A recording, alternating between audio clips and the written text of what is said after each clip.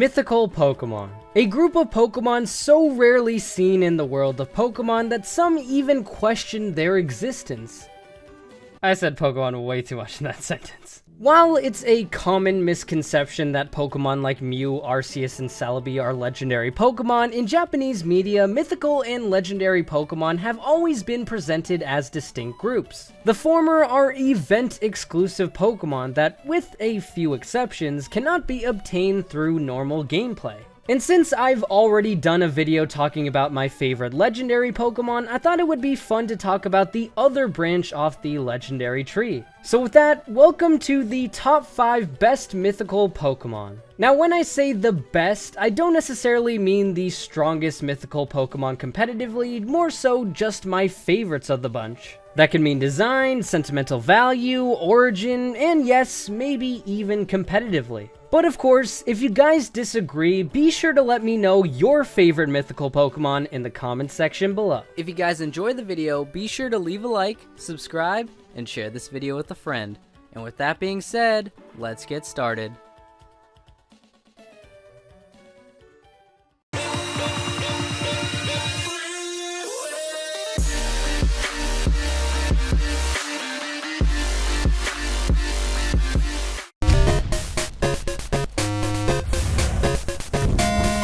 First on the list, we have the time travel Pokemon Celebi. As I've mentioned a few times before on my channel, I really appreciate when Game Freak gives us events to partake in for mythical Pokemon, and Celebi was the very first one to do so. While technically only Japan got the Celebi GS Ball event many years ago, Game Freak did decide to recently let everybody participate in it with the recent Virtual Console release. However, the one I'm most enthusiastic about was the event for HeartGold and SoulSilver. While yes, the Celebi was just given to you, it does have more to do afterwards. In this event, the player is taken back in time and gives them more of a backstory on Team Rocket and your rival. You learn that Silver is actually Giovanni's son, and his angst comes from his father abandoning him due to the events in Pokemon Red and Blue. You then get to travel forward in time to beat Giovanni yourself, preventing him from ever joining Team Rocket again. It really was an awesome way to give more meaning to Celebi, and I do really appreciate that. Aside from that though, Celebi is just a very cool Pokemon in general. It has a pretty cute design, being similar to fairies in the Kodama, and a pretty straightforward origin, stated by Junichi Masuda as being based on the theme of nature. This is definitely shown within the 4th movie, as Celebi thrives when the forest is thriving itself. And when the forest is destroyed, well, oh my god, what the But in the movie, the primary purpose of this Pokemon saves the day, as several Celebi travel through time in order to save the forest and the dead Celebi's life, which was honestly very heartwarming to watch. It's definitely up there with this scene from the 1st movie. Finally, I do have to mention that, like most mythical Pokemon, the thing is just really good in battle. With base 100 stats across the board, natural cure, and the option to be an all-out attacker or a bulky defender, there's honestly just so many positives about Celebi. It hits just about every mark on my list of what makes a good Pokemon, so it's kind of hard to believe that there are 4 more Pokemon above it.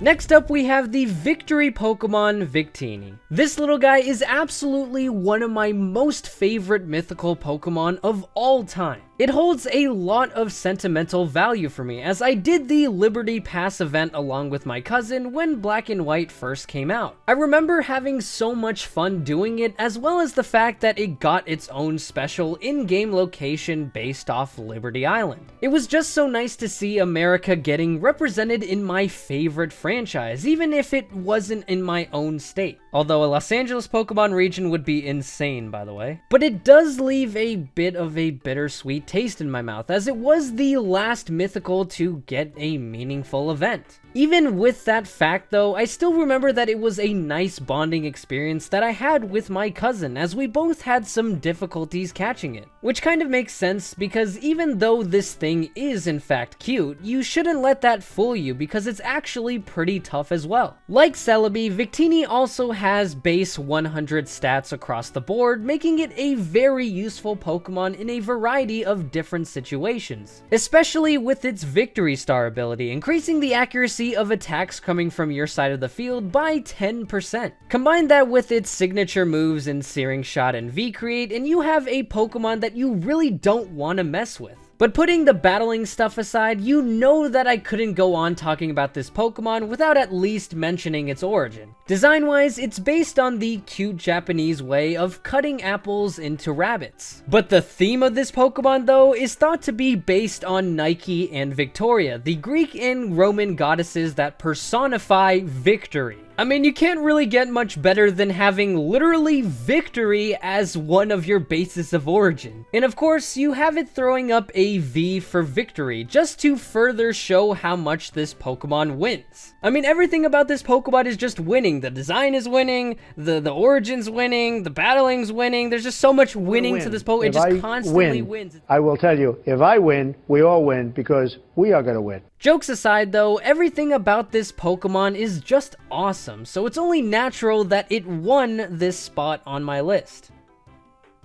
Alright, that was bad, I'll stop.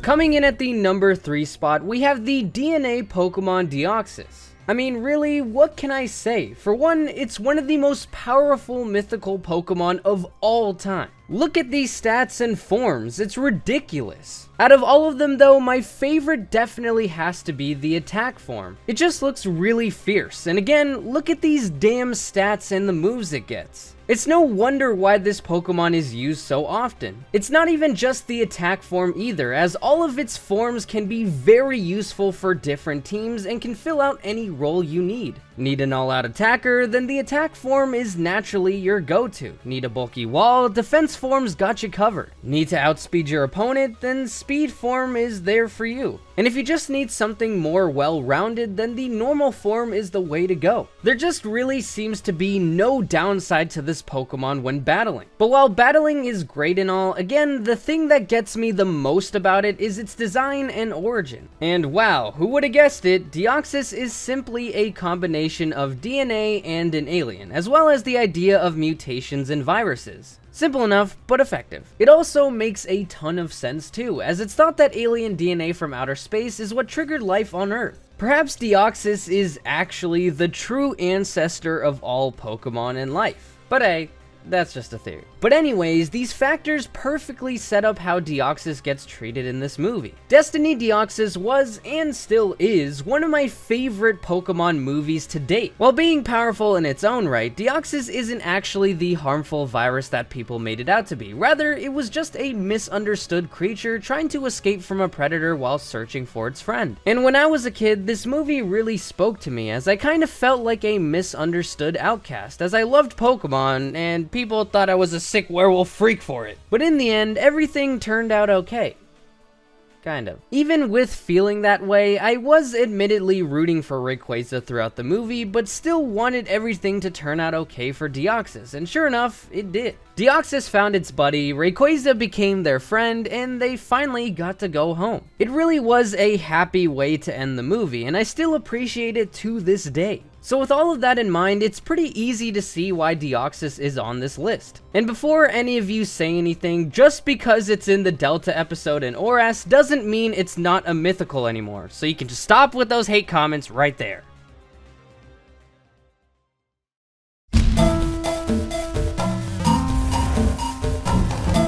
Now, number 2 might seem a little obvious to you guys, but I had to include the ancestor to all Pokemon, the new species Pokemon, Mew. I mean, it's unbelievably adorable, and it was our first mythical Pokemon, so how could it not end up on the list for those factors alone? Luckily though, there are more reasons for its placement, so you can't call this a cop-out. As with many of my favorite Pokemon, I really like Mew because of its design and origin. Mew at first glance simply just looks like a cat, but there are certain resemblances to an embryo, which is pretty much the starting point for all life to begin with. This makes even more sense because of the little bubble that Mew floats around in. It basically represents the amniotic sac. As someone that really loves and appreciates science and is fascinated with how evolution works, this is just plain awesome. And that's just from the origin side of things. The lore is super awesome too. Between the confirmed fact that Mewtwo was a clone from it, and the popular theory that the failed Mew clones are how we got Ditto, a Pokemon that shares both color palettes and the ability to transform into any Pokemon. It's honestly the most solid fan theory out there, and it's pretty cool to think about. Moving on though, naturally I have to talk about its battling capabilities. Like Celebi and Victini, Mew also has base 100 stats across the board, making it no slouch when it comes to battling. Although there is one difference though, and that is that Mew is much more versatile as it can learn every single TM, HM, and move tutor move in the entire games. That is a much wider move pool than anything we've ever seen in any other Pokemon, which makes sense since it is their ancestor. And this vast move pool along with those stats really makes it a fitting Pokemon for literally any role on your team. It can be offensive, defensive, a tank, you name it. Now I may not have been around when Mew was first distributed as I was just a toddler, but learning about it later on in my life, especially the whole Mew is under the truck thing, was pretty entertaining to listen to. And while we might be getting Mew in the form of buying a Pokeball Plus, maybe Game Freak will give us a nice throwback in Let's Go Pikachu and Let's Go Eevee by making an event out of that old story.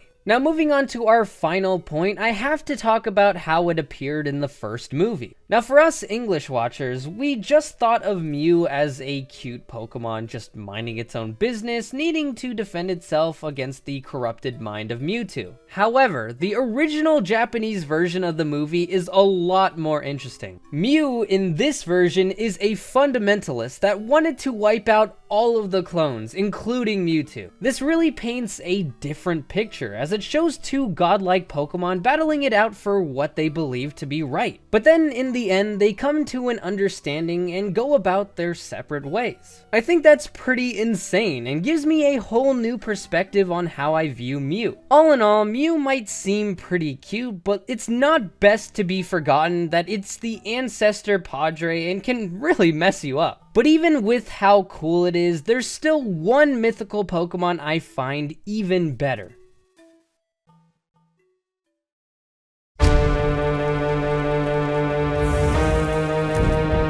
And finally, at the number 1 spot, we have by far the coolest mythical Pokemon to have ever graced our handhelds, the pitch black Pokemon, Darkrai. Now on the surface, it might seem a little scary and a tad emo looking, and there's also the fact that it causes people nightmares in order to please the Dark Lord Giratina. But I like it. In fact, in my opinion, it's probably the most renegade looking Pokemon next to Giratina. Now, in terms of its origin, it's pretty ambiguous. The general idea is that it's just the physical embodiment of nightmares. But it could also draw inspiration from the Boogeyman, the Greek god of dreams Morpheus, or Phobeater, the Greek personification of nightmares. They're all just wonderful things, aren't they? All of which makes sense, as Darkrai is definitely a terrifying Pokemon, as you can see with its Pokédex entries. It's not only terrifying in looks and origin either, as in battle, it's pretty much a nightmare too.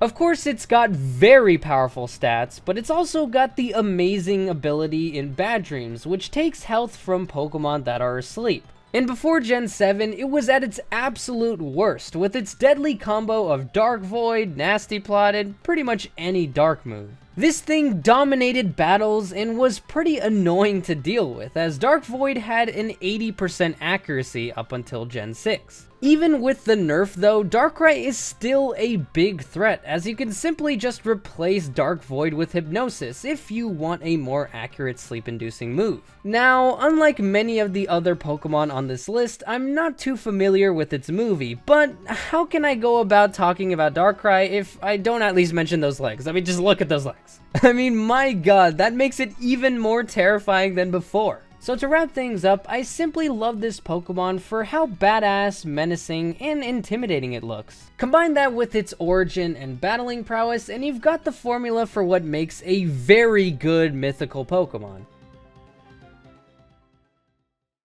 Thank you guys so much for watching. If you enjoyed the video, be sure to leave a like and let me know in the comments section below. If you haven't already, subscribe to the channel and become an Eryizo today. If you want to check out the previous video I did, be sure to click the annotation on the left. If you want to see more Pokemon Let's Go videos, click the other annotation on the right. And with that being said, I will see you guys next time.